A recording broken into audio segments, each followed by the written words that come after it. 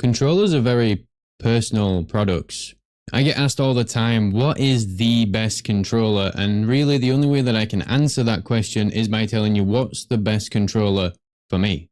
What's the best for me might not be the best for you. So that's where, when it comes to doing these reviews, I've got to be very careful, because just because I like something doesn't mean you're going to like it and it's going to fit your needs. Now, I can certainly tell you what is good quality, what's good value for money, what has some great features, but ultimately everybody's got different tastes and different requirements. So if you've scoured the market just like me and you've struggled to actually find a controller that fits your needs and is the right controller for you, then there's only one option left, and that is to build your own. And that's exactly what I did right here.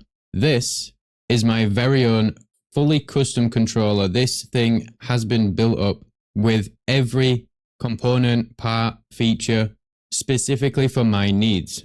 And it looks pretty dope.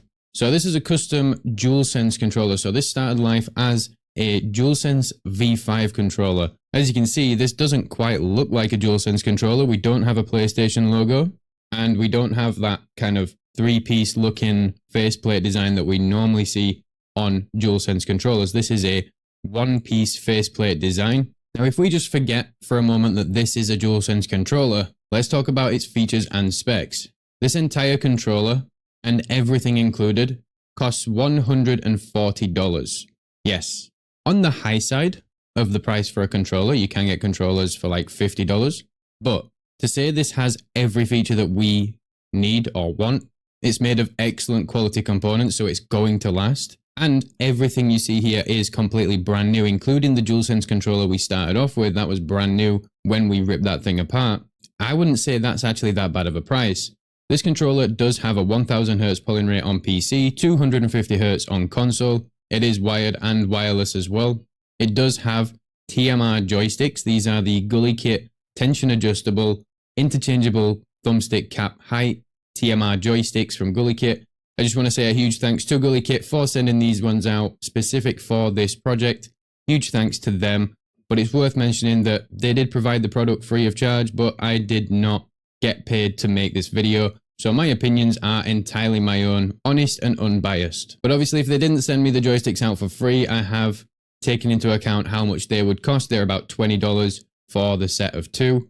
So $140 for the complete controller does include that price as well. It's got interchangeable friction rings around the joysticks as well. And that's all thanks to the Extreme Rate one-piece Lunar faceplate design. So one piece, stealth black, matte black. It does also have clicky instant triggers. Now you can't switch these back to analog triggers. These are permanently clicky instant triggers, but I love these things. We've also got clicky bumpers as well. Clicky D-pad. Clicky face buttons. Everything is a tactile mouse click-like feel. So 1000 Hz, interchangeable joystick caps, TMR joysticks, clicky triggers. We've also got 4 remappable paddles on the back of this thing. This is also thanks to Extreme Rate's Rise 4 V3 kit. So we've got 4 paddles on here. We've got 2 right here and then 2 inside. And these are remappable to anything on the controller. And I really like these things. I was kind of torn between installing my own switches in the controller or getting this kit, and I kind of opted to just go for this kit because I have been using it on my other DualSense controller.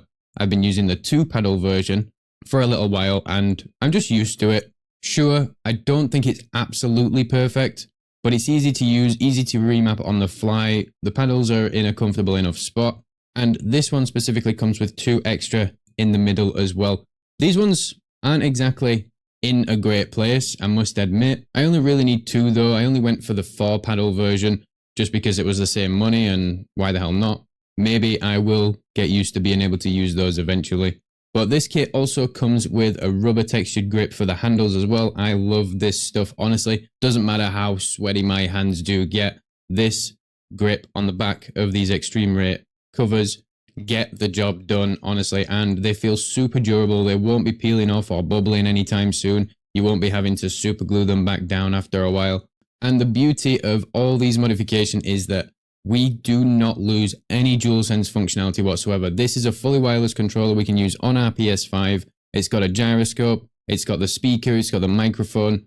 Everything is still in this controller. We can wake up the PS5 with it. We can use the share button. We can use the touchpad. This works just like any DualSense or DualSense Edge controller, but with the added benefit of clicky triggers and all the rest. Now, these triggers and bumpers, the ones that come on the DualSense are black already, but these ones are slightly different. These come in an extreme rate kit, so these are fully matte black all the way around. So normally this part under here is shiny, but actually these are matte black on these ones.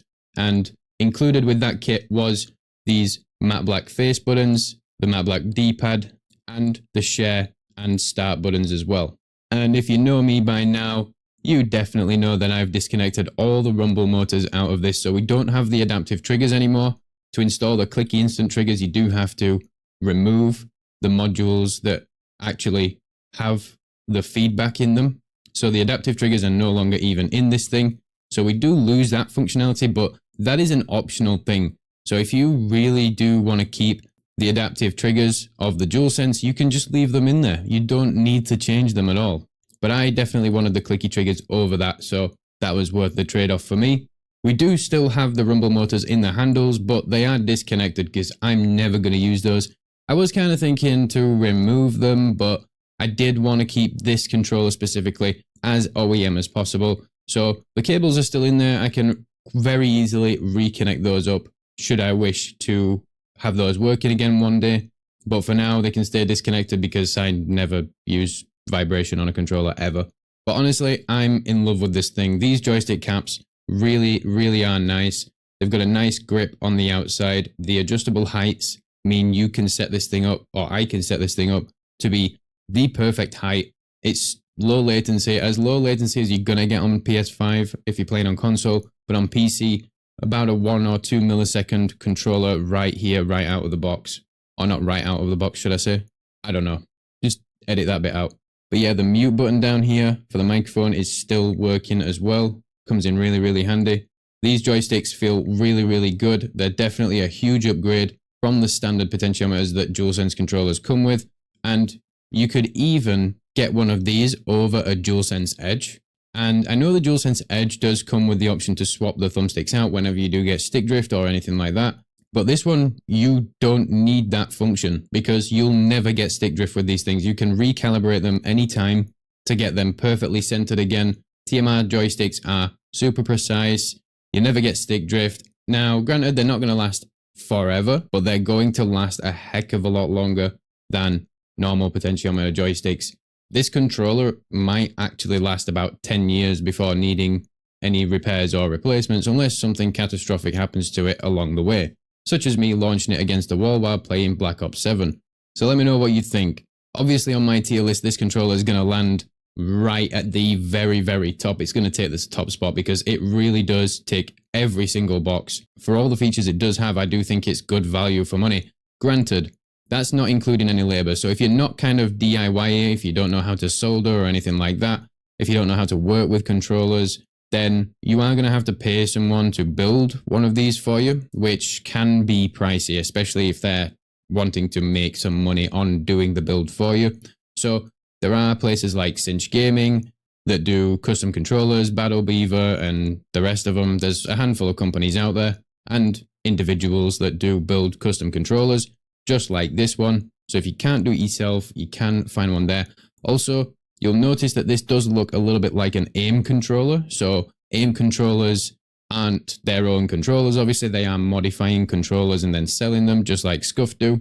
So again, you could go for an AIM controller, which will offer very similar features, although I don't think they offer the Gully Kit adjustable tension joysticks. So you will lose out on that. If you do want those, you'll pretty much have to install them yourself or get somebody to install them for you. But yeah, when it comes to custom controllers, if you are paying someone else to do it or buying an AIM controller or a Scuf, you are going to be paying a lot. One thing I've noticed is the Scuf Reflex and the AIM controllers, they are expensive. They are poor value for money. If you ask me, to say that this was probably about $100 cheaper Granted, I did have to put it together myself, but I did think everything was quite straightforward. I did live stream the build. So if you want to watch the whole process start to finish, go check out the VOD of the live stream that I did a couple days ago, and you'll be able to just watch as much or as little as you want to see what part of the build and how I did it, how easy it was. I am talking as I'm doing it as well, answering questions. And we're going to be doing more of those live streams because we are going to be building more custom controllers right here as well. So come along in the live streams. If you've got any questions, you can ask me them live. Now, I don't have a DualSense Edge right now, but I do have one on the way, arriving in a couple of days. We are going to put this thing head to head with a DualSense Edge. And I have ordered the Midnight Black as well. So it's going to be a great comparison. We're going to compare the two and see which one actually is better to go for. Is the DualSense Edge worth the extra money? Or should you seriously be considering building your own controller just like this one as well? Let me know what you think in the comments. That's going to be all the yapping from me today. Don't forget to hit subscribe and turn on notifications so you don't miss a future upload. Links for my live streams are going to be in the description below. Drop me a sub on Twitch, Kick, and my other main YouTube channel as well. It's always appreciated. Stay safe. I'll catch you in the next one. Ciao.